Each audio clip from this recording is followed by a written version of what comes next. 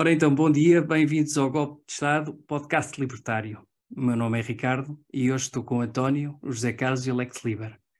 Vamos começar com o Lex Liber, que nos vai dizer, por favor, o que é o Bitcoin e para que serve. Ora, muito boa noite a todos.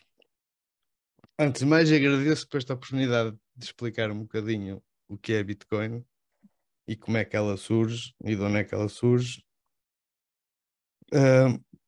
Para dizer que pode ser uma boa alternativa para quem não gosta do Estado e quem quer fugir um bocadinho ao Estado. Bem, começando da história, Bitcoin foi criada em 2007, 2008 e a primeira vez que começou a formar blocos foi em janeiro de 13 de janeiro de 2009, foi o primeiro bloco minerado e foi criado pela mão de alguém que não se sabe quem. Há possíveis candidatos, por alguém que se intitulava Satoshi Nakamoto, que provavelmente não era, além da alcunha japonesa, não era japonês. Há três candidatos: há o Nick Szabo, há o Assessment e há o Alfini, que destes três candidatos só um é que está vivo. Satoshi Nakamoto lança um paper onde fala na ideia que ele teve, que era uma moeda descentralizada P2P, e onde ele refere que isto em plena crise de 2008, não é? Estávamos a passar a crise de 2008, em que o Estado, ou os bancos centrais, abusavam muito da confiança das pessoas que nelas depositavam, e então estávamos aí diante de uma recessão, e onde Bitcoin poderia resolver esse problema. Como é que ela resolve esse problema? Ela está limitada a 21 milhões, tem um processo de mineração, se quisermos fazer analogia parecida ao ouro, onde uma pessoa tem que fazer uma prova de trabalho criptográfica para descobrir uma nova Bitcoin, para remunerar precisamente essas pessoas que fazem a prova de trabalho, que é a prova computacional, que as pessoas têm, os mineradores têm que comprar equipamento adequado para fazer a extração de Bitcoin, não é? E depois, a outra parte interessante no sistema é que temos os nodes, ou os nós, que são as pessoas que organizam as transações. Existe Bitcoin, existe blockchain. A blockchain é o meio por onde se locomove a moeda. Uma sem a outra não funcionam. A blockchain, fazendo a analogia para o que temos hoje em dia, será um livro distribuído por várias pessoas, onde essas pessoas vão anotando cada transação e onde cada pessoa anota, e elas no fim têm que ser todas iguais. Se houver um erro, essa transação é descartada, porque não, ou seja, o consenso diz que essa transação não está igual com as outras, logo aí é descartada essa transação. Fazendo também uma analogia, se calhar pessoas que não gostam, mas se calhar o mais óbvio, e eu perguntei no Twitter o que é que seria mais óbvio para trazer para aqui, seria fazer uma pequena analogia ao ouro, visto ter a parte da mineração, ou seja, a prova de trabalho para descobrir a nova Bitcoin. Seria também, bem, hoje em dia o ouro essencialmente é podem discordar ou não, mas é uma reserva de valor, sim, que tem aplicação na indústria, mas acho que maioritariamente é uma reserva de valor. Tem alguns problemas, incluindo a divisibilidade e o transporte e o armazenamento, que é um bocado mais difícil. O contraponto é que Bitcoin não tem esse problema, porque ela é divisível,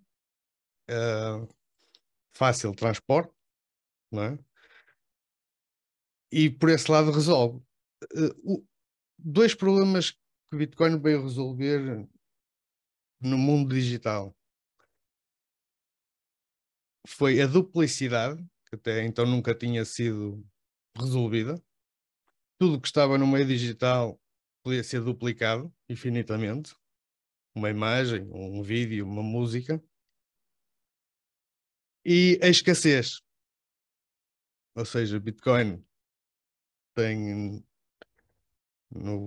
na sua base, que não pode ser alterada, a escassez, e essa escassez está limitada a 21 milhões, e digamos que será uma moeda deflacionária em comparação ao que temos hoje em dia, que é o mundo fiat, não é? Onde se pode imprimir dinheiro à vontade. A Bitcoin não tem esse problema, e então é deflacionário. Não sei se gostariam de fazer alguma pergunta, têm alguma dúvida? António, sei que estás aí com algumas perguntas. Queres começar a entrevista? Eu não tenho perguntas, eu sou um leigo total sobre o que é isso do Bitcoin. E, e, e a dúvida que ocorre a quem é leigo é entender-se como é que pode ser considerada uma moeda, sabendo nós que, quer dizer, que não há nada físico que explique essa moeda e não há transações que nós possamos fazer ou há limites nas transações e, em simultâneo, há uma oscilação de valor extremamente grande, porque se encontra e vê-se que a maior parte das pessoas que falam do Bitcoin falam do, do, da, da, da oportunidade da especulação e não propriamente de um, uma, ou digamos, um valor monetário que dá confiança na transação dos, de produtos ou de serviços. Outra pergunta que eu ponho é, é esta, quer dizer, que garantia eu tenho que, tendo algo que é digital na internet, efetivamente é meu. Uhum. Pronto. E eu sinto-me perdido, de certa forma, porque, assim, eu notas conheço e moedas. O restante, ok, ouve-se para aí, mas eu não sei como fazer e se confio nesse processo. Eu gostaria que me respondesse a essas duas perguntas. Bem, respondendo à primeira, Bitcoin tem muita oscilação, porque não estás habituado a outra coisa. Porque se estivesses habituado a trabalhar, por exemplo, em trade de moeda, não é? Por exemplo, euro com a moeda da Turquia, aí ias notar muita oscilação, não é? Ano passado, sim, perdeu 80%. Aí ias notar uma oscilação grande. Isso de pensar que as moedas fiat não têm oscilação é um engano. Agora, as moedas precisam de passar vários processos, como já algumas passaram, que é, primeiro será talvez a reserva de valor, a unidade de conta e a moeda de troca. Vamos a falar, Bitcoin tem 14 anos. Se calhar ainda não tem maturidade para isso. Se calhar, se calhar não. Eu vejo como uma poupança para um futuro. Não, se bem que hoje em dia já podemos fazer alguns pagamentos com Bitcoin numa numa layer ou numa layer que foi implementada, que se chama Lightning, que são, é pagamentos instantâneos. É quase como se estivéssemos a pagar como o MBWay com QR Code. Há pessoas que o fazem, eu gosto de o fazer quando posso, não faço sempre, porque eu pagar hoje um almoço, amanhã pode ser umas férias, não é? O valor pode ser umas férias, mas eu principalmente vejo isso como uma poupança para um futuro poder desfrutar e não ter que depender da nossa segurança social, que é tão boa. Respondendo à tua segunda pergunta sobre como é que tu sabes se é teu, para já, a coisa pior que podes fazer é dar a confiança a terceiros para garantir que tu tens o teu dinheiro, porque estás a fazer exatamente como o sistema tradicional, que é deixá-lo no banco. O banco, quando tiver um problema, vai cancelar os saques, como está a acontecer. E Bitcoin sobre custódia de terceiros é exatamente o mesmo. Quando der problemas, eles vão-te cancelar os saques e não é teu. O que tu podes fazer e o que deve ser feito é ter autocustódia. É comprar uma carteira ou uma carteira software que podes instalar num telefone que andas ou num telefone velho que esteja parado em casa, criar a tua própria wallet, guardar as chaves. Se calhar numa primeira fase nem precisas de chaves, precisas de uma seed. São as 12 palavras ou as 24, para não complicar muito, e começar a experimentar e a fazer transações. Penso que respondi.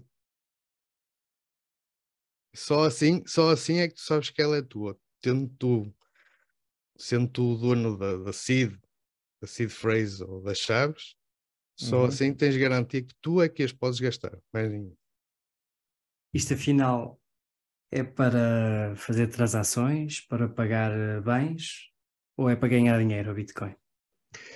Eu, pronto, também sou um pouco um ignorante nisto. Eu também, o que eu gostava, não é?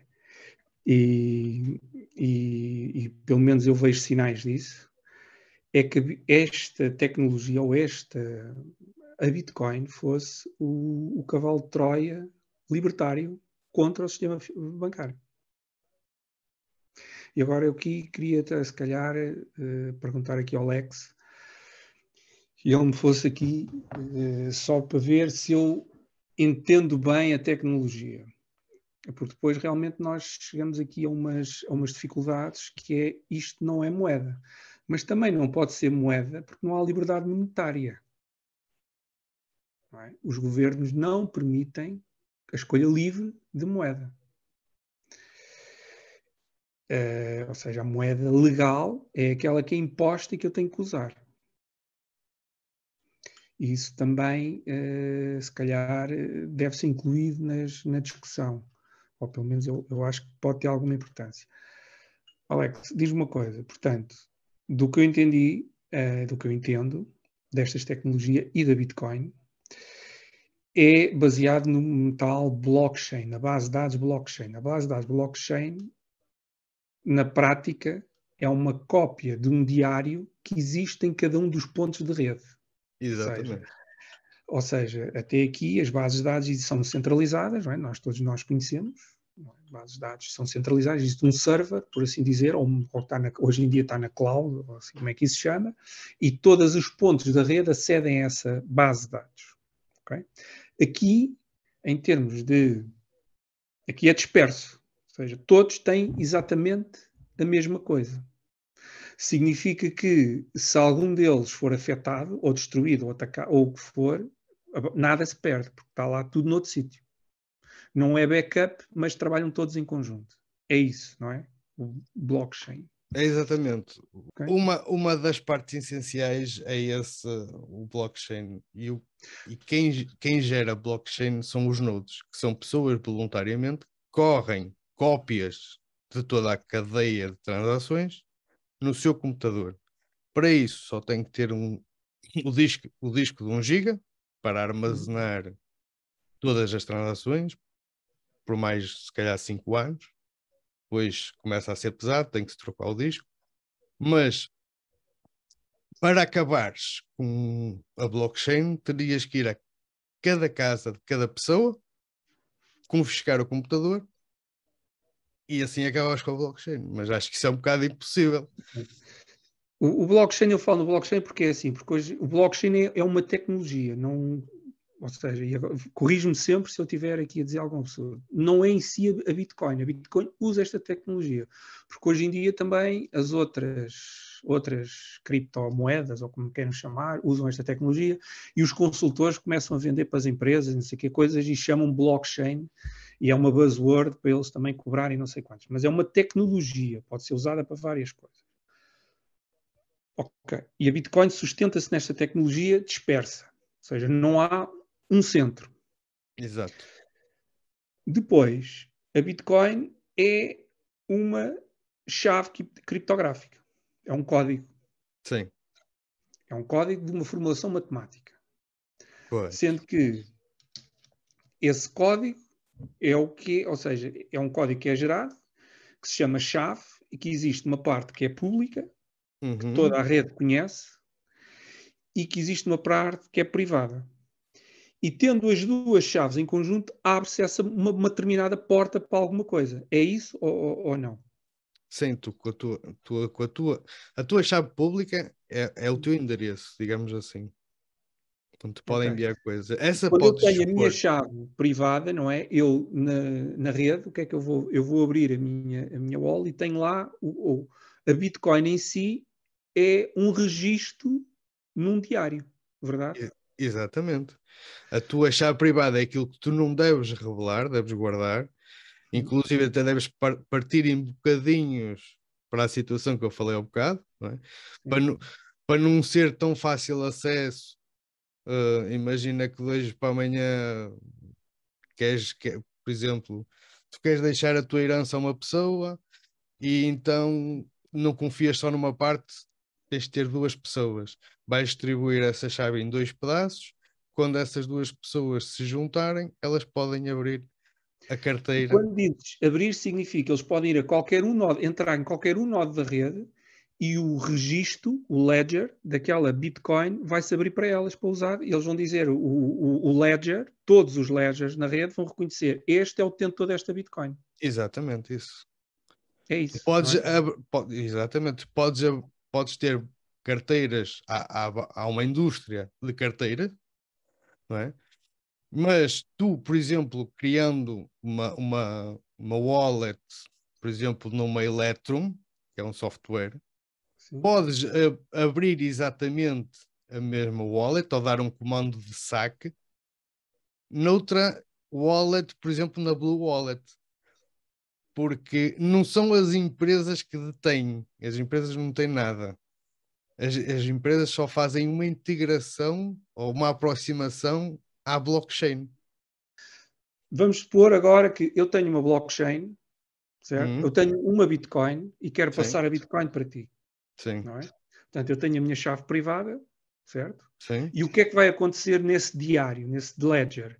Vai dizer que esta Bitcoin, de alguma maneira, vai passar para o Lex. Okay? Esta Bitcoin do endereço público, X, que é o Sim. teu, vai passar para este endereço público, X, que é o meu. Que é o meu. E o que acontece é o seguinte, eu tendo a privada, tu recebes, Sim, certo? Tenho a minha chave privada, eu transfiro para ti, e esta ledger, portanto, há aqui mais uma atualização, é uma entrada, eu sou de contabilidade, portanto, há uma entrada contabilística no diário, que diz que agora esta Bitcoin é tua, passou de mim para ti, e isto tem que ser gerado pela rede toda em simultâneo, porque só depois da rede toda, pelo menos é o que eu entendo, da rede toda, certificar que eu transferi para ti, é que esta transferência se torne efetiva, para que todos saibam na rede que eu passei para ti. É isto. exatamente. É exatamente isso. Ok. Agora diz-me só mais aqui outra coisa, que é a história da mineração. Mineração é descobrir, é quebrar o código. Quebrar não, é criar um código novo, não é? Uhum. Esse criar código novo é correr a tal formulação matemática no computador e diga assim, eu criei uma Bitcoin. Quando crio uma Bitcoin, eu crio a chave pública e a chave privada, certo? Não, quando tu crias uma Bitcoin, Ou quando descubro, vá. exatamente, essa recompensa é dada ao minerador ou ao pool de mineradores. Ou seja, ao minerador sozinho, que tem uma pool sozinho, ou então pequenos mineradores que trabalham em conjunto para receber cada um a sua parte. Ok. Então significa que esses mineradores, não é? Esses Hum. mineradores vão ter no registro do ledger todo da blockchain mais um a dizer, ok, esta Bitcoin com esta chave pública é desta pessoa que minerou. É isso. Exatamente, sim. Inclusive é virgem, dá para saber de onde é que ela vem. É virgem porque tens tens a data de quando ela foi criada e quantas transações ela foi feita. Se não tiver nenhuma transação, é virgem. Então, e depois, se calhar, vamos para outras perguntas, mais coisas, ou se calhar também para eles. Alex, mas António, força. desculpa lá, uma coisa que eu não entendo, porque acho que aqui também tem a questão dessa segurança, dessa, dessa chave de 12 dígitos, eh, que é não a chave pública, mas a chave privada. Privado. Ok, essa chave privada é a única que tu podes usar para dar ordens de transação. Exato.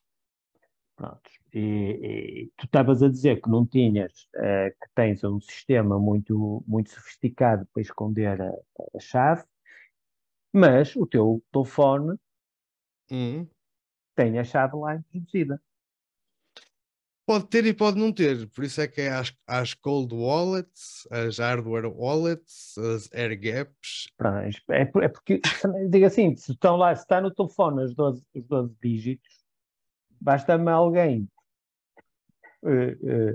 hackear o meu telefone e fica-me com os 12 Sim, dígitos, é assim, se não for é?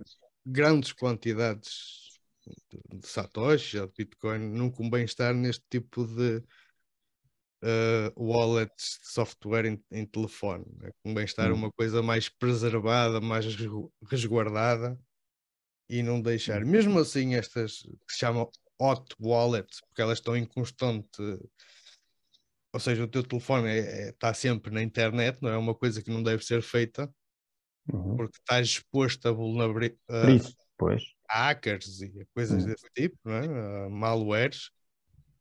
Mesmo assim, ainda tens o PIN, que podes introduzir um PIN, podes fazer isso, mas para grandes quantidades não é aconselhável ter num telefone muito menos ligado à internet, porque estás exposto. Alex, Sim, mas tu para fazeres a transação tens de estar ligado à internet. Exatamente. Portanto, Mas naquele momento estás aberto. há, não, há várias maneiras. Tu podes ter uma wallet AirGap, tens no telefone, mas tens uma chave. Eu uso isto. Tens uma chave num telefone resetado de fábrica, em modo de avião, onde ela tem a chave, e tu fazes a transação, apontas o telefone que tem a chave que nunca esteve ligado à internet, não é? Ele escaneia o QR Code, tu mandas a transação para o outro telefone, e esse telefone faz o share e a transação é feita. O telefone que tem a tua chave nunca entrou em contacto com a internet. Assim como as hardware wallets que nunca entram em contacto com a internet porque é através de cartão. Tu geras a chave num cartão, tiras da hardware wallet, metes no computador e dás a ordem através do cartão. A tua máquina nunca entrou na internet. Diz-me uma coisa, Alex. Eu posso ter esta chave escrita num papel. Também podes ter a seed phrase escrita num papel, exatamente. E funciona na mesma ou não? Funciona. Quando quiseres transacionar, abres a carteira, escreves a seed, está feito. Não é aconselhável ter um papel por causa da volatilidade do papel, não é? Ok. Eu acho que, para já, acho que esta conversa podemos aqui, desta introdução, concluir aqui duas coisas. E é por isso que o tal cavalo de Troia do sistema financeiro eu, para guardar bitcoins, não preciso de bancos. Absolutamente Eu, para não. transferir bitcoins, não preciso nem de bancos, nem muito menos de um banco central, nem um esquema SWIFT, não preciso nada disso.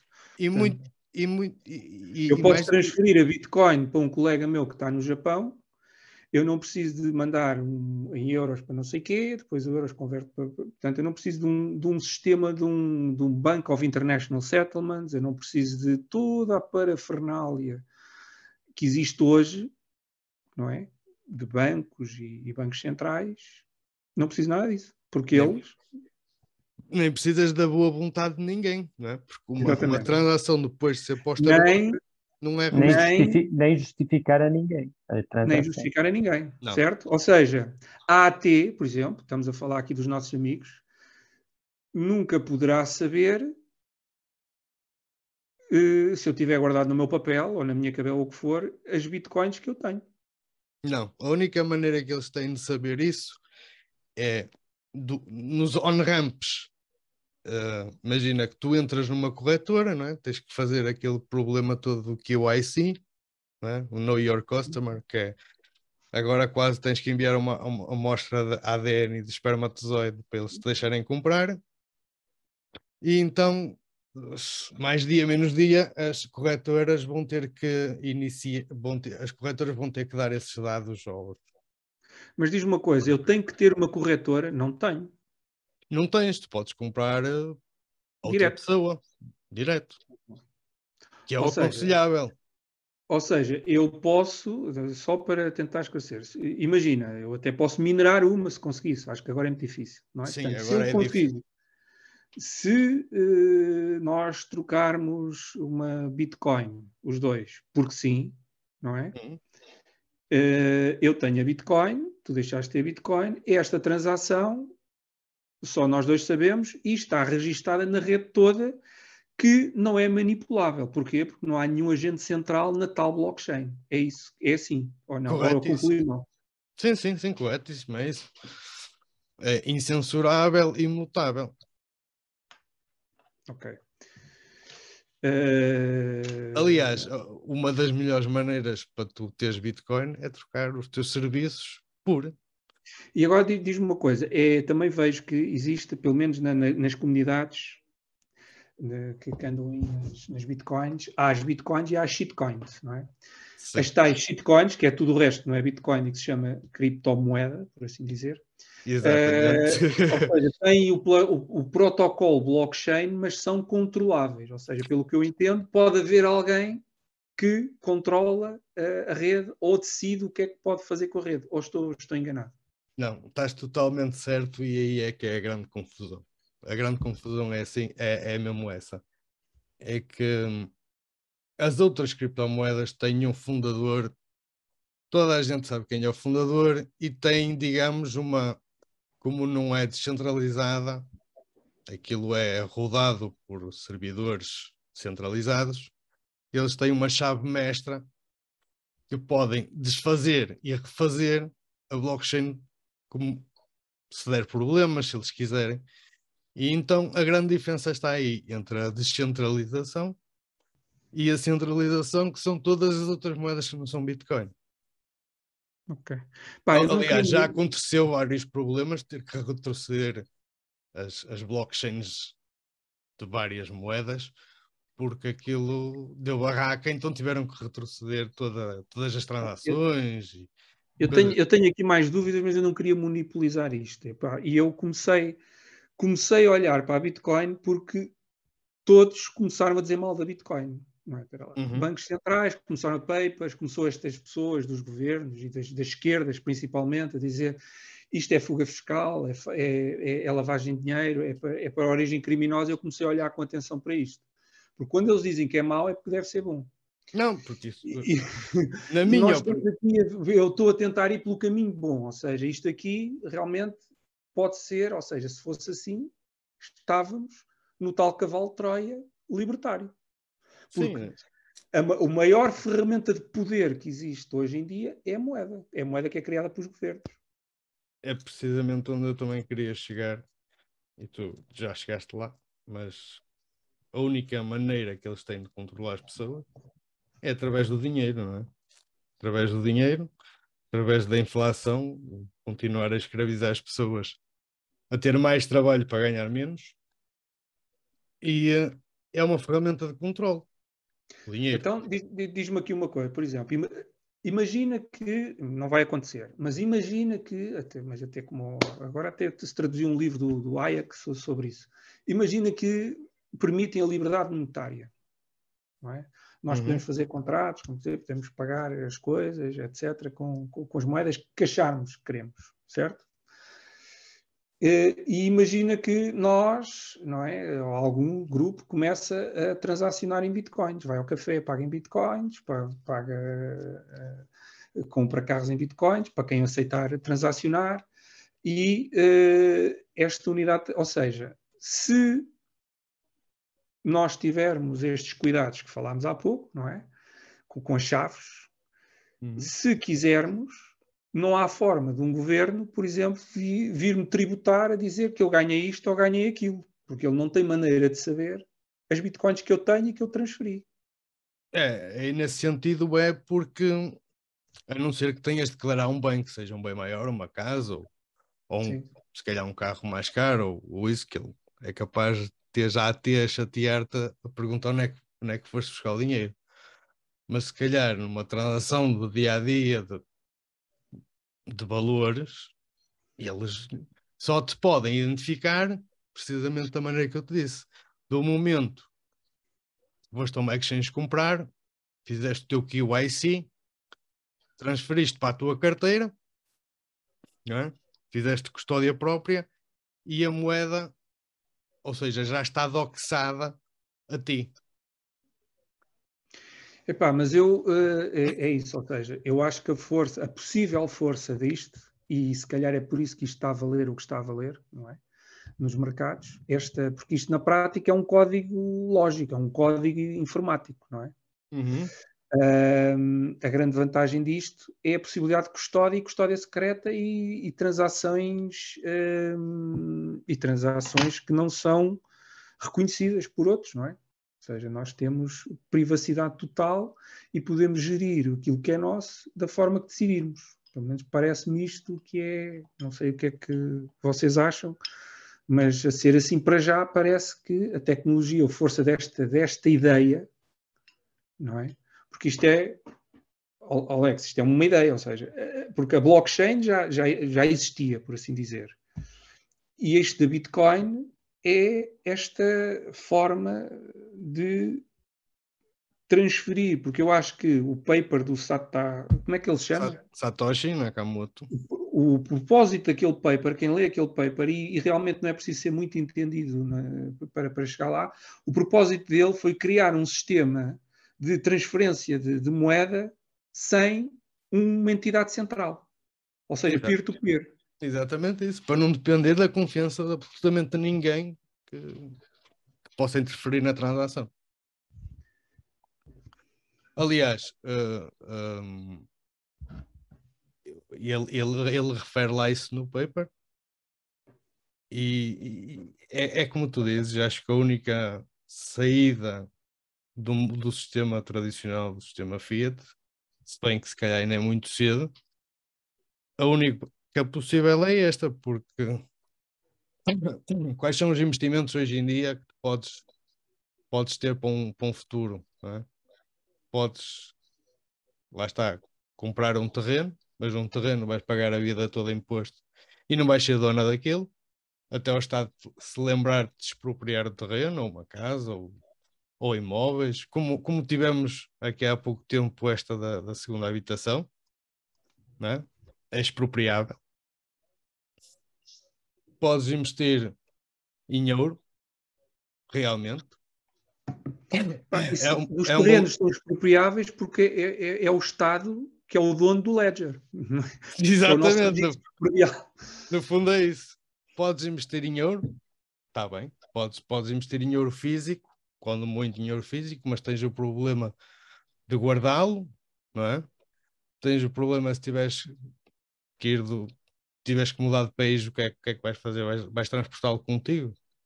Se calhar é um bocado, ao passar na alfândega não vais pagar imposto daquele ouro que está a sair. No 25 de Abril tiravam os feridos dos carros, metiam lá as joias e voltavam a pôr os feridos e passavam para a Espanha com o ouro escondido por trás dos feridos dos automóveis. Pois tem esse Muita gente problema. fez isso. Tem o problema da divisibilidade e tem o problema do transporte. Não estou a dizer que o ouro é mau. Tem esses problemas. Agora, tu podes sair do país e ir para qualquer lado com papel ou com as frases na cabeça. Eu também vejo problemas aqui que eu queria perguntar, mas se calhar não sei se aqui é mais, porque eu tenho mais perguntas. Agora, no fundo, tentei ir pela parte boa, pelo menos boa no sentido libertário, vamos chamar assim. Mas eu tenho as outras partes que eu tenho dúvidas, se calhar são as partes más, não é? Não sei se... Por exemplo, não é? No limite, nós para usarmos isto precisamos de eletricidade. Sim. Certo? Sem energia elétrica, nós não usamos. E quem controla a rede, para já, é o governo. Sim, a rede elétrica, sim. Pronto. No limite, o governo podia, com alguma tecnologia, controlar e saber quem está a fazer determinadas coisas no blockchain da Bitcoin ou não. Ou estou a pensar mal? Eu acho que estás a pensar mal, porque tu, para correr um nó, não precisas de grande energia. É como se tivesses um computador ligado. O nó, que é a blockchain. E segundo, não estou a ver eles a cancelarem a energia por utilizares um computador. Mas também é verdade que eu posso ter um gerador, nem que seja a pedais, não é? Mas diz-me uma coisa. Mas além da energia elétrica, eu necessito de alguma forma uma qualquer infraestrutura de comunicação, ou não? Sim, precisas pelo menos da internet. E isso, voltamos ao governo. Porque, ou seja, no limite do governo, pelo menos que as forças têm hoje, não é? Além de regular quem pode ou não ser operador, se ele quiser saber o que é cada um de nós, o que é cada um dos nossos telemóveis está a fazer, sabe. Quer dizer, se é que já não sabem e recolhem tudo, já não digo nada. Mas, no limite, se ele disser, olha, este senhor está-se a ligar a estes sítios. Eu estou a dizer é assim, ou seja, isto realmente pode ser uma ameaça ao negócio do Banco Central, e vamos chamar negócio. Portanto, ou seja, e quem hoje tem o poder nos bancos centrais, nestas coisas, no sistema financeiro, não é? Sabendo que há aqui uma possibilidade, imaginando, pode ser, imagina que isto é mesmo um cavalo de Troia, epá, vamos destruí-lo antes dele cá chegar. Estou só a pensar. E se tu não tiveres esta rede de comunicações, tudo isto vale zero. Ou estou enganado? Mais ou menos. Tu tens várias técnicas que podes...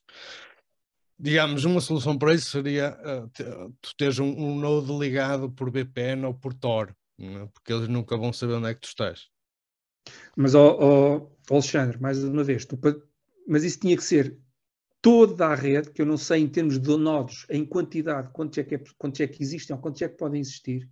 Era outra pergunta que eu também, se tu conseguires responder, eu gostava. Tinha que todos alinhar nisso, ou seja, criar uma estrutura de comunicações própria e independente, ou estou enganado?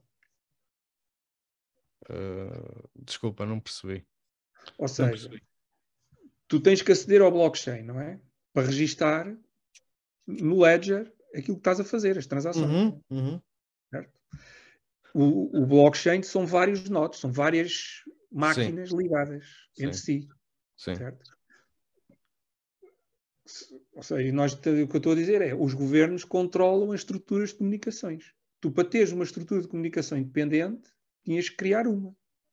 Sim, mas neste caso estás-me a falar da internet, do acesso à internet. Estou a falar da internet, exatamente. Por exemplo, como é que tu, se por alguma forma os governos, e não há de ser complicado, retirarem o acesso, olha, todos os nodos, todos os pontos da rede blockchain para a Bitcoin, saem da internet, como é que eles podem funcionar? Desaparece a Bitcoin? Eu posso te responder alguma coisa que aconteceu.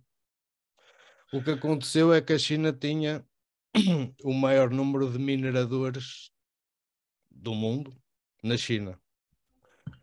E a China tem uma internet, tem um firewall, correto? O maior firewall da internet do mundo é a China.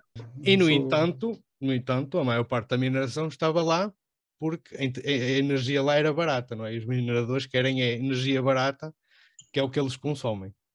Mesmo depois de ter sido banido e de algumas pessoas terem sido sacrificadas pela lei do banimento lá da mineração, ainda ficaram lá 20% ou 15%, continuam lá a minerar. Mas, Alex, imagina que o governo chinês diz: vou acabar com isto no meu país. E eles já disseram. Calma, espera. E diz o seguinte: ok, então no meu país não há internet. Não entra na internet, ou só entra na internet. Eu vou criar uma rede própria, uma net própria, e só quem e cada máquina que acede a esta rede, por assim dizer, eu controlo o que é que ela vai fazer, ou o que é que pode fazer. Não sei se me estou a fazer entender. Mas eu acho que isso é o que ela já faz. Porque tu na China não tens acesso a sites ocidentais, como queres, não é? Lá é tudo muito censurado. Então espera lá, o governo chinês, vamos só para falar disto, sabe quem são os nodos da rede blockchain na China e os mineradores. Ele não sabe. Não sabe porque tens várias maneiras de... Tens as VPNs, tens o Tor, que tu estás lá fisicamente, mas virtualmente não estás lá. Estás a consumir lá, mas virtualmente não estás lá. E não há forma... pronto, agora estou só... Eu se calhar faço perguntas parvas, atenção. Não sei. Não há forma, por exemplo, ou seja, de tecnologia, porque, ou seja, quem monta estas coisas, eu parto do pressuposto que sabe bem mais do que aqueles que estão lá a operar. Por exemplo, o Tor, julgo que é um browser, é uma espécie de browser próprio. Navegador, sim. É um navegador muito próprio. E que não, ou seja, não é como o Google, que não é verificável, por assim dizer. Mas, certamente, eles conseguem, ou há maneiras de violar o Tor e perceber onde é que o Tor está a funcionar ou não. Tens absoluta confiança que não. Quer dizer, se eles têm um preço alto a pagar, não é? Que é a lei, não podem estar a fazer aquilo e eles estão lá a fazer aquilo, parte do pressuposto que eles conseguem ultrapassar esse problema. Ou seja, eu só acho que, como isto se baseia em tecnologia, não é? E uma tecnologia que necessita de uma estrutura de comunicações, de uma infraestrutura de comunicações, se um governo, ou um governo com força da China, ou alguém quiser que determinadas máquinas não comuniquem, elas não comunicam. Eu acho que isso não é assim impossível. E se isto vier a ser o tal cavalo de Troia, eles no limite podem jogar essa carta. Ou seja, eu sei sempre quem tem a Bitcoin, e se eu disser que Bitcoin é proibido, eu sei apanhar a máquina e sei apanhar a pessoa. Não sei se me faço entender. Mas, espera aí, tu julgas que eles não sabem o que é ameaça, o quão isto é ameaça para eles? Eles sabem. Mas isso aí, se calhar, vamos de outra maneira, porque, ou seja, pode ser uma ameaça, mas eles estão a descredibilizá-la, por assim dizer. Sim, mas eles até no início teriam se calhar vantagem já acabar com a rede, talvez em 2010, quando ela ainda não era tão forte. Se calhar tentaram descredibilizá-la, mas não fazer pressão ou não estar tão atentos até agora. Eu penso que agora se calhar já é quase, eu digo impossível afetar de alguma maneira a rede. Porque se eles continuam lá é porque podem. Se a mineração continua lá é porque pode. Aliás, aqui há uns tempos atrás até foi apanhada, até foi notícia de alguém que estava a minerar com energia governamental. Portanto, mas tu tens que ver que isto hoje, isso aí estás de acordo, a Bitcoin não é uma moeda. Do corrente, pelo menos. Não é uma moeda. Há pessoas que usam como moeda. Há pessoas que usam como moeda. E não há liberdade monetária. Também não. E não é expectável que essa liberdade venha a existir. Sim. E então voltamos ao mesmo, ou seja, se os governos impuserem as tais, ok, e proibirem mesmo as transações neste tipo de coisas, nós estamos um pouco na clandestinidade e... Nós vamos estar sempre na clandestinidade. Eu acho que o mais lógico para eles é eles adotarem como reserva de valor, não é? Eles Já quem? Os governos, os próprios Mas, governos. mas se eles adotarem a Bitcoin como reserva de valor, o problema está resolvido. A Bitcoin é uma moeda. Ponto. Mas, lá está, eles podem, como adotaram o ouro também não é moeda de transação, mas eles adotaram como reserva de valor, não é? Eles podem, é mais fácil eles adotarem a moeda como a Bitcoin como valor do que estarem a banir quando já viram que não conseguem. Ou seja, isso até se prende ao facto, por exemplo, o Irão estar a trabalhar com Bitcoin por causa das sanções do mundo Fiat, não é? Porque são impostas sanções ao Irão e o Irão, a única maneira de as contornar foi precisamente com Bitcoin. Quem não queria pôr isso, quem não quer pôr sanções ao Irão? A pergunta é essa, quem não quer pôr? E o Irão conseguiu perceber que, como aquilo é incensurável e é imutável, consegue contornar. Até porque isto, ou seja, tem o tal limite de quantidade, que não existem, são as tais 21 milhões, não é? Sim. Portanto, isto não é, ou seja, mesmo uma ferramenta que hoje se usa, que é a expansão monetária para ter crescimento e para ter não sei o quê, para ter inflação e para ter juros positivos, aqui não é possível. Se isto viesse a ser uma moeda, a moeda, por assim dizer, haveria também mais, para mim não era uma dificuldade, mas haveria também essa mudança absoluta de 180 graus. De paradigma. Aliás, não é Isto não é moeda. inflacionável, ou seja, é deflacionável. Aquilo acho que nós não falámos aqui, mas eu, para mim, esta moeda, estou de acordo com aqueles que dizem que a Bitcoin, se fosse a vir a ser moeda, o juro natural dela é zero, porque ela é deflacionista.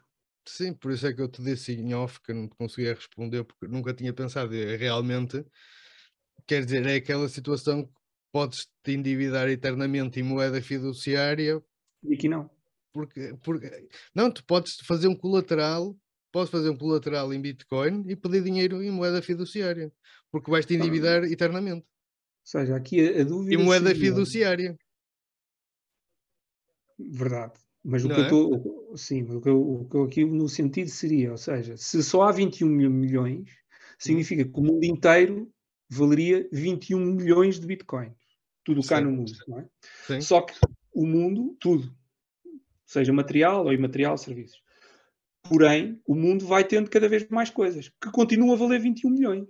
Certo? Sim. Então cada coisa vai valer um bocadinho menos de bitcoin. Sim, por isso é que ela é deflacionária.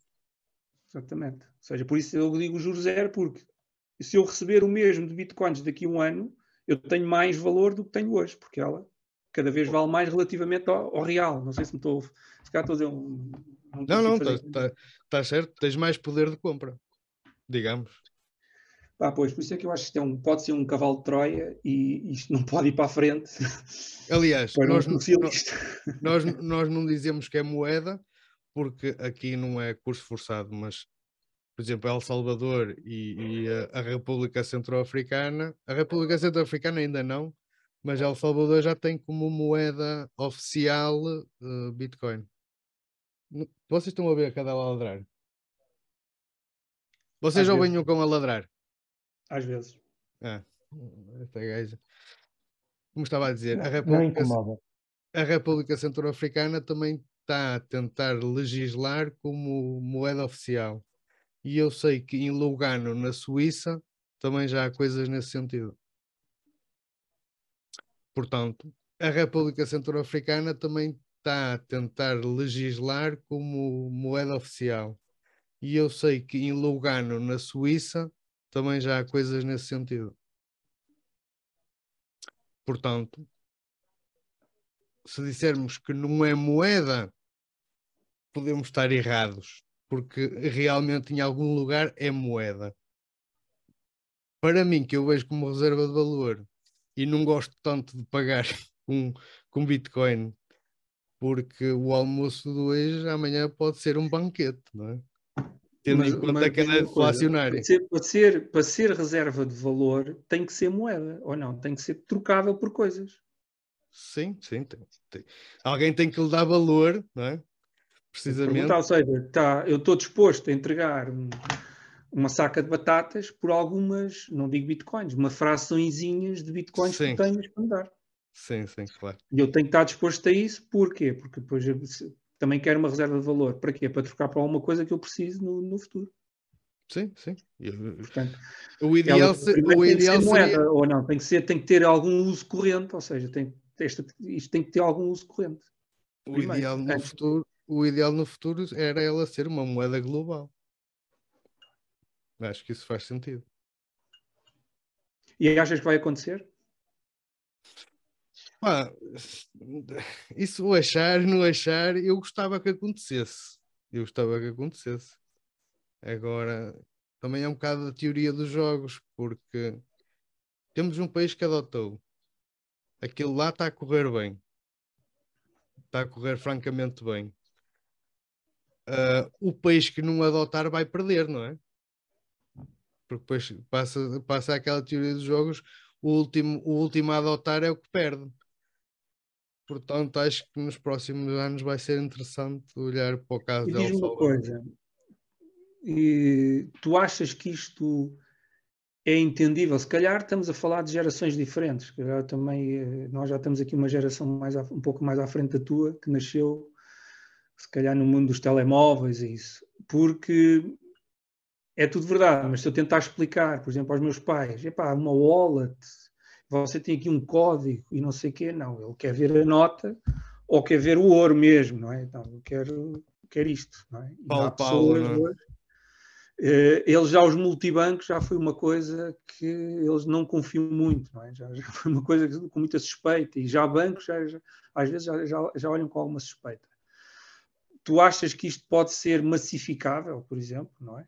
Esta coisa, esta tecnologia, ou tu vês, por exemplo, a Bitcoin ser uma moeda com mais alguma outra, mas isso tinha que haver liberdade monetária, digo eu. É assim, eu acho que se calhar para a geração mais antiga vai ser. É claro que é difícil a adoção porque até não está habituada às tecnologias. Mas que hoje em dia as wallets, a maneira como se faz a transação, está muito parecida, por exemplo, como o MBWay, as interfaces. A Sim. coisa é ali muito parecida com o MBWay, tu apontas um QR Code e está feito. Se calhar para a geração mais antiga vai ser um bocado difícil, não é? Mas para esta geração já mais recente, que já tem algum acesso à tecnologia, acho que é uma Porque coisa... também há aqui uma coisa da confiabilidade, e nós falámos um pouco antes disto, ou seja, nós estamos a assumir, e eu não conheço o suficiente não tenho o saber suficiente em matemática para conseguir perceber, estamos a assumir que estas chaves privadas têm uma formulação matemática que é praticamente ou de muito improvável a sua descodificação, certo? Sim.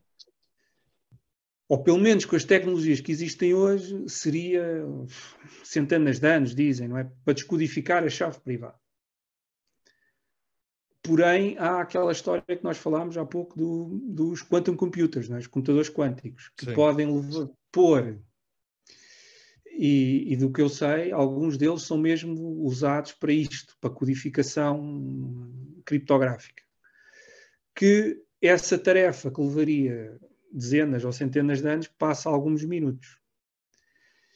Isso não é uma ameaça, porque nesse momento, ou seja, sim senhor, tu tens as tuas chaves privadas, até podes ter num papel, até podes ter na tua cabeça, mas eu tenho a tecnologia para decifrar. Sim. E chego aí e tiro-te a Bitcoin. Mas aí pode-se aumentar a dificuldade da criptografia se houver um consenso e se houver uma ameaça. Isso pode.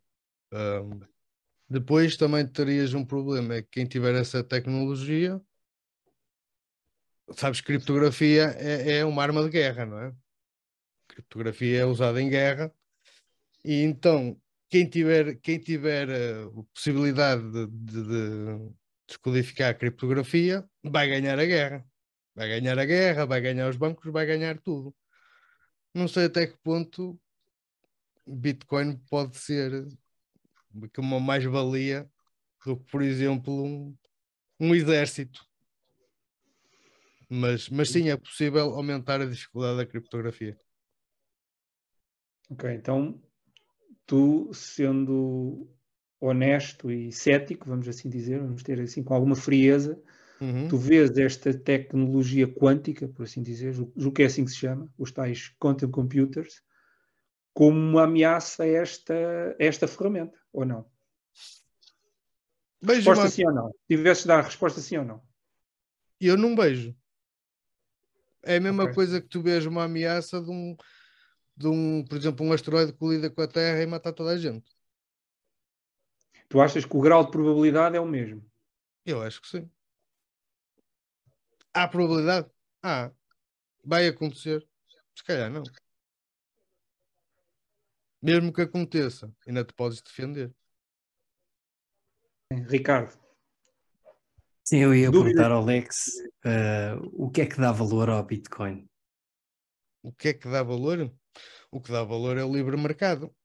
É as pessoas quererem comprar aquilo e o preço, não é? Porque há uma demanda. Agora, qual é o valor que eu vejo?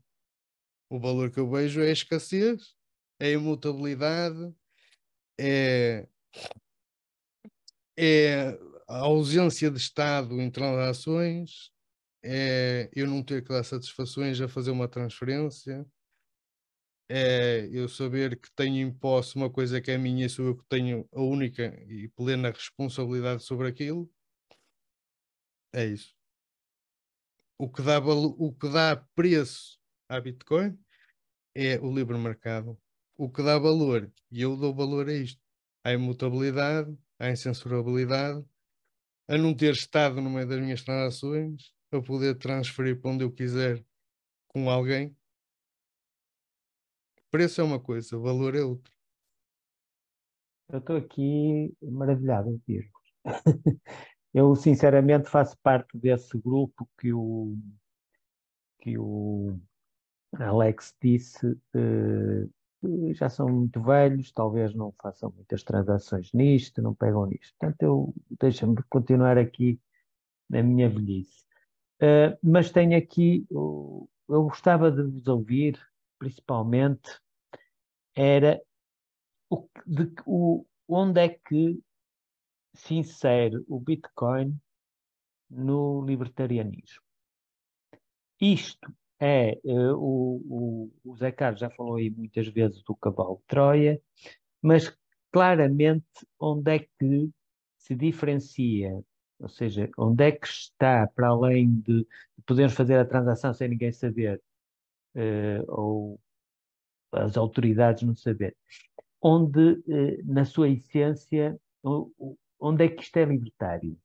Até onde é que isto é libertário? Se é ou simplesmente estamos a falar daqui de, de algo que pode ser uma segurança, mas na realidade não muda a sociedade per si. É isso que eu gostaria de perceber, porque pronto, é esta distância de alguém que está habituado a um sistema bancário, a uma moeda de um país, com a garantia desse país do valor dessa moeda, que está habituado a ver as notas, e, e está habituado a ter uma confiança no Banco Central, no Estado. Aqui, o que é que isto pode mudar? Algum de vocês consegue me responder? Eu acho que esta é a grande força desta possibilidade, desta ideia do Bitcoin. É ser verdadeiramente uma moeda livre, de livre escolha, de livre uso, de livre transação e de defesa da propriedade, da defesa da pessoa e da defesa da liberdade, sem possibilidade de confisco, com o total anonimato e com segurança, se fosse possível ter uma segurança total. Nós, António, crescemos num mundo de bancos e bancos centrais, e onde os bancos tentaram sempre criar esta aura de confiabilidade. Mas nós sabemos que, por exemplo, e basta ver um depósito, a primeira coisa, e agora até estamos metidos em alguns episódios sobre este tema, sabemos que não é possível, por exemplo, um banco ter custódia de depósitos. Isso nem é autorizado. Eu nem sabia, mas não é autorizado pelo regulador. Portanto, o depósito é uma dívida é algo que eu empresto ao banco. E o banco, há sempre a possibilidade, existe, de não me devolver. Portanto, mas existe, é verdade, esta aura, esta construção, de segurança. E todo o sistema trabalha no sentido de não tentar ao máximo não quebrar esta segurança. Apesar de nós sabermos, e agora, nem que seja com os bailouts, estes bailouts que estão a acontecer, julgo eu, e acho que vocês estão de acordo, é para que a verdade não seja mostrada como ela é, em toda a sua extensão, que é o dinheiro que se chama depósitos, é um registro contabilístico que não existe. Não é? Portanto, então tem que se criar mais dinheiro para alimentar e para não ver os haircuts aos depositantes, porque isso mata a confiança. E se matar a confiança, se nós já vemos e temos visto estas semanas em França, se a reforma vai dos 62 para os 64 e não se pode dizer que aquilo é uma pirâmide, imaginemos, não é? Se acontece, afinal, pá, o depósito, você cá está, não está, o que é um bank run, o que é que seria não é? O desarranjo social e a confusão e a balbúrdia social e a violência, certamente, que isto aconteceria no dia a seguir. Não é que isto acontecer. Não sei se vocês estão de acordo ou não, mas é verdade que se calhar nesse dia a Bitcoin aí sim ia valer o Bitcoin e o ouro, não é? Iam explodir por aí acima. Mas no fundo é isso. E não é inflacionável. Nós vimos que isto também tem essa coisa, não é inflacionável, não posso criar, além de não haver possibilidade de governo, Alex, se eu dizer alguma disparatismo, não há possibilidade de governo, não é inflacionável, porque ela tem um limite físico, só pode haver aquelas. Bem, a minha perspectiva libertária, vamos ver se estamos de acordo. Eu, se investir na China, estou a ser comparsa das pessoas que estão a ser escravizadas na China, correto? Não é? Vou pagar tributos, impostos ao governo chinês para ele escravizar as pessoas, para ele fazer lockdowns e engabetar as pessoas. Ou seja, eu penso o mesmo. Se comprar ativos, se investir aqui em Portugal, vou estar a ser comparsa com estas histórias todas de confisco de bens, deste tipo de coisas, não é? E vou pagar sempre tributos por uma coisa que devia ser minha, que eu comprei, que eu adquiri, e não devia pagar mais por isso, não é? Portanto, vou ter uma dívida eterna com o Estado, tenho que pagar sempre os IMIs e o imposto automóvel. A única maneira de escapar disso é comprar Bitcoin. Compras Bitcoin, armazenas, fica a tua segurança social ali de lado. Um dia, se puderes gastar em Bitcoin, melhor. Se por algum azar ou se tiveres que gastar antes, aí passarás para euros ou para dólares ou para o que quiseres e compra. Mas essencialmente, tu a fazeres investimento no Estado, comprar ações, a comprar dívida pública, que isso é a coisa mais estúpida que pode existir, tu estás sempre a financiá-los. E a única maneira de os emagrecer é não financiá-los. E para não financiá-los, tem que ser uma coisa que não paga imposto isso valoriza ao longo do tempo. Eu acho que isso é a única saída possível libertária. É isto. Não sei se estás de acordo, não sei como é que vejo o problema, mas eu não vou comprar casas nem investir em terrenos aqui para estar eternamente em dívida.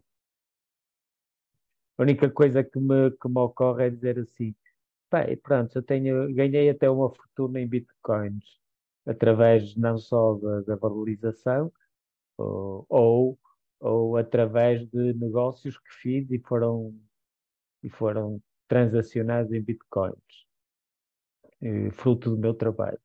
Se eu vou comprar um bem, seja uma casa, seja um automóvel, entro no esquema, porque obrigatoriamente tenho que ter os carros, o automóvel registado, tenho que ter a casa registada, tenho que ter isso tudo. E onde é que vai, como é que eu vou justificar essa fortuna adquirida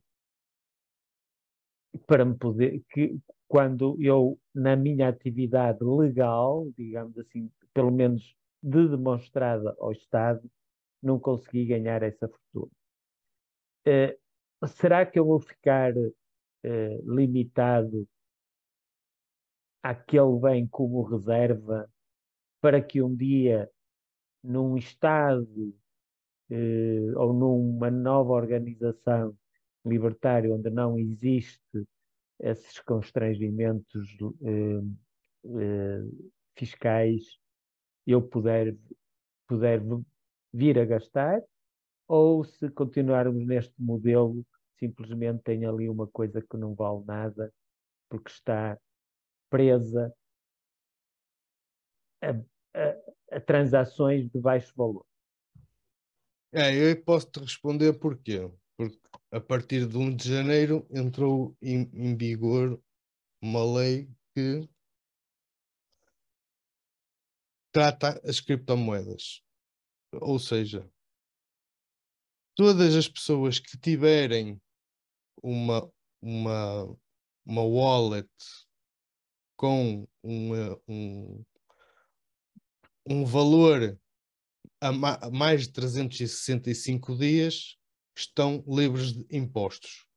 Ou seja, elas podem fazer a conversão numa exchange e estão livres de pagar qualquer imposto. Se fizer menos de 365 dias, tem um valor tributável de 25%, salvo erro. Uhum. Aí tem truque. Tem um truquezinho, se calhar toda a gente já está habituada, que é declarar e declarar que vocês não vão pagar nada, não é? Pelo menos agora. Porque depois de declarares a tua carteira, elas estão lá. E mexendo, eles sabem, não é? Como é público, tu podes consultar. Portanto, a dica que eu dou, se vocês realmente têm e querem um dia mais tarde converter aquilo para euros legalmente, é declarar uma carteira, um valor que vocês estejam dispostos a trocar para mais tarde, e declarem só essa carteira. As outras guardem para o futuro. Porque fica legal, não é? Tu declaraste aquela carteira, disseste que aquela, Oh, por exemplo, compraste na corretora, tens lá a documentação que compraste na corretora, correto? E vieste para Alex, aquela carteira, tiveste a mais 365 dias, correto? E agora sim, vais trocá-la para euro, não tens de pagar absolutamente nada. eu aí acho que estás capaz de não estás a ver bem a coisa, porque o que aconteceu foi a AT pôs estas coisas dos criptoativos na passível tributação. Sim. E trata como criptoativos, ou seja, trata como uma coisa de investimento. Sim. Como as ações. Tu tiveres ações por mais um ano, a mais-valia não coisa. Exatamente. E esse é que eu acho que nós estamos a fugir, ou seja, acho eu. Porque a força disto é se isto vier a ser moeda. Pois, mas E aí, eles podem ver como eles quiserem. Aliás, são eles que fazem as leis. Agora, exatamente. se encontrarem Só que Se encontrarem o CEO da Bitcoin, que avisem, porque ninguém sabe quem é que ele é. Aquilo não é uma Essa é ação. que é a força acho eu, que é a força disto aqui, da Bitcoin. Eu no meu país posso dizer que um carro é uma bicicleta e uma bicicleta é um carro. Isso o que é que me impede? Sou eu que mando lá, não é? Eu posso fazer as coisas como eu quiser. Agora, para se calhar mais tarde não teres problemas quando fizeres aí uma conversão para euros, se Oh, necessitares ou se quiseres, epá, esta será o melhor caminho. eu tinha aqui uma pergunta para ti e para todos. Eu acho que desta conversa também se pode, eu pelo menos, quando penso nisto, e não pensei ainda muito, a única maneira de a Bitcoin funcionar como uma moeda é numa sociedade ou libertária ou muito próxima de o ser. Onde, por exemplo, aqueles dúvidas que o António estava a colocar, se estava, ou seja, porque não havendo um governo ou não havendo um governo tão interventivo, eu se calhar posso ter eu a custódia das coisas, voluntariamente e por consenso nós sabemos quem é que detém o quê a cada momento, sem necessitar do tal governo, porque hoje em dia é verdade, tudo o que é casa, carro, bens, não é? O dono do ledger, o dono do diário, do registro, é o governo. Não Sim. sei se vocês acham ou não, ou disse um disparate, não sei. Não, se calhar isto pode ser, lá está, pode ser moeda e é quando eles decidirem que é, não é? Agora, lá está, claro, vai estar sempre na jurisdição do Estado, ou seja, vais comprar uma casa, sim senhor, até podes aliás, até já foi vendido casas em Bitcoin, não é? Mas depois vai estar ali a pagar o famoso imposto e a ter que dizer de onde é que ela veio. Claro que numa sociedade libertária isso eu não preciso dizer o que é que tenho, não é?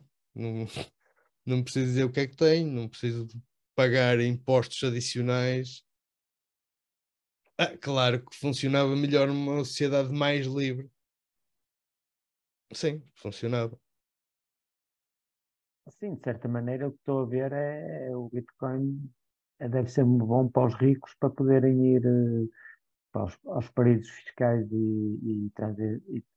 e transformar o dinheiro em dinheiro em dinheiro oficial de governo para permitir adquirir em países onde não bens onde não fazem este tipo de controle, porque olhando para a realidade em Portugal, eh, tu vais sempre ser,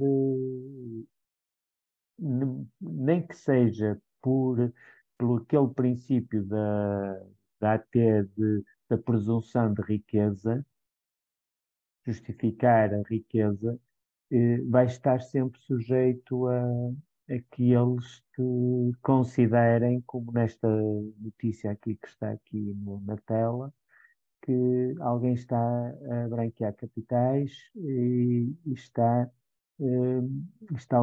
é uma riqueza ilícita. A desenvolver atividades ilícitas. Ou isso. Nós já sabemos o que é que são atividades ilícitas para o governo, não é? É não pagar imposto. O problema é que eles levam isso muito a sério. Pois é, só que quer dizer, se fosse de roubo percebe-se, não é? Produto de roubo percebe-se que seja crime. Agora, de não pagar imposto, não estou a ver aqui crime nenhum. Isso é legítima defesa. Aliás, tens vários países que, por exemplo, em El Salvador não pagas nada para. É o que eu digo, só justificando ir atrás dos locais onde tu podes transacionar de forma livre, é que podes usar esta poupança ou esta reserva que fizeste, porque se tentas trazer essa reserva para a moeda em Portugal, para o euro e para a moeda em Portugal, tu imediatamente estás a criar uma situação em que o fisco vai olhar para ti e vai ver onde é que tu conseguiste essa riqueza. Se ela é legítima, como tu disseste, a pessoa foi trabalhando, foi ganhando dinheiro e transportou uma parte desse dinheiro para bitcoins, isso não terá problema nenhum porque está declarado, não é? Sim. Mas aquela atividade subversiva que não é ilegal num princípio libertário, que é eu trabalhei para alguém, recebi dinheiro desse alguém, não, simplesmente não passei uma fatura nem paguei O o imposto. imposto, porque utilizei o Bitcoin. Esse dinheiro, se vier se for transformado em euros, pronto, temos imediatamente. O que é que Não, te... pode até ser, pelo que eu percebi, não sei se estou correto, pode até ser um dinheiro que está a mais de 365, um depósito está a mais de 365 dias e, portanto, estar isento de imposto? de imposto, mas imediatamente eles vão Oh, procurar saber como é que esse dinheiro chegou às nossas mãos António, é a mesma e coisa, descobrir outras atividades que podem considerar-se ilegais. é a mesma coisa que tens uma peça de ouro em casa que a tua avó te deixou e Uhum. tu queres ir vender à rua essa peça de ouro. E qual é o problema disso?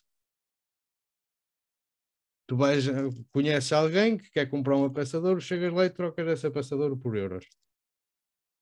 Não há problema nenhum. Ela dá-te euros e tu dás-lhe ouro. Sim, mas for uma. Portanto, For, eu acho que o que o António está a dizer é que a partir do momento que tentamos retornar o dinheiro que está em Bitcoin à sociedade e aos procedimentos normais, e nós sabemos que ninguém consegue ir depositar uma mala de dinheiro ao banco sem chamarem as autoridades, ninguém consegue levantar mais de 1.000 euros sem justificar plenamente para que é o dinheiro.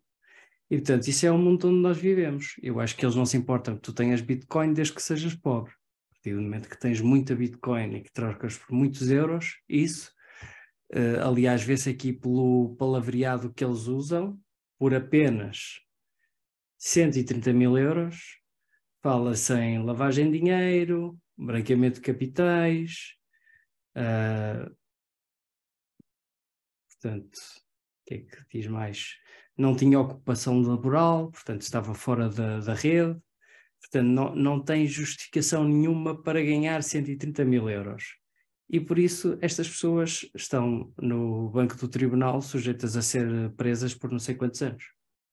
E infelizmente é isso que a legalização da Bitcoin vai levar a uma regulação fortíssima, que é o que existe neste momento até com o cash, até com as notas, existe regulação.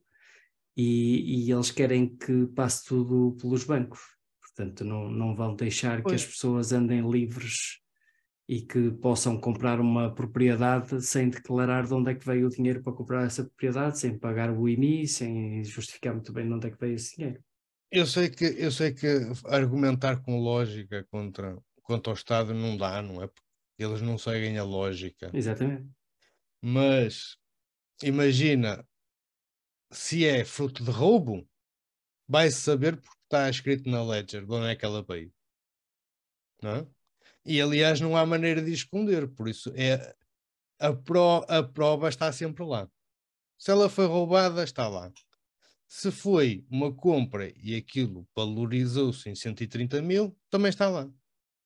Portanto, cabe ao tribunal ir à Ledger pesquisar porque está lá. Não há melhor prova do que isso. Agora, claro que argumentar com estas pessoas lógica não dá, porque eles fogem da lógica. Sim, mas ainda é o mundo onde vivemos. Se não Pois. mudarmos. Pois, lá está, tu compraste 2 bitcoins em 2014 por mil dólares cada um e hoje em dia vale, não sei, não vou fazer as contas, mas vale 100 mil. Um exemplo. Está na Ledger, é só ir consultar. Quando é que ela foi comprada, de onde é que ela foi, para onde é que ela veio. Agora, claro, eles até podem pôr o que eles quiserem, a lei que eles quiserem, porque lógico que eles não têm. Mas aí é fácil, é que começas a votar, mas é a votar com os pés. Não é? Quem quiser dar liberdade às pessoas, os países que quiserem dar liberdade às pessoas, vão ganhar mais com isso. Como, por exemplo, está a ganhar El Salvador.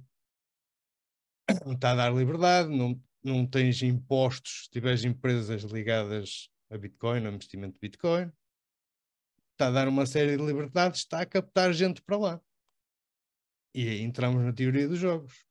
Quanto país mais livre, mais riqueza vai ter. E acho que vai nesse sentido. Ok, acho que Então, a hoje conclusão é esta. A conclusão que eu ouvi é esta. Temos quem em próximas eleições nós queremos ter uma moeda ou ter um fundo estável e não dependente dos bancos centrais e não dependente do Estado, temos que votar num partido libertário ou num movimento libertário que possa vir a existir, porque só assim é que temos maneira de acabar com isto. Sim, claro, claro, claro. Porque quanto mais liberdade, mais investimento atrai, mais tecnologia é feita. Isso basta olhar para a história. Quanto o país mais livre, mais desenvolvimento tem. Não é preciso estar a inventar muito. Portanto, a teoria dos jogos aí funciona muito bem. Ok, eu acho que ficamos por aqui. Muito obrigado a todos e até ao próximo episódio. Obrigado. Sim, para a semana cá estamos. Deus, Até obrigado. logo.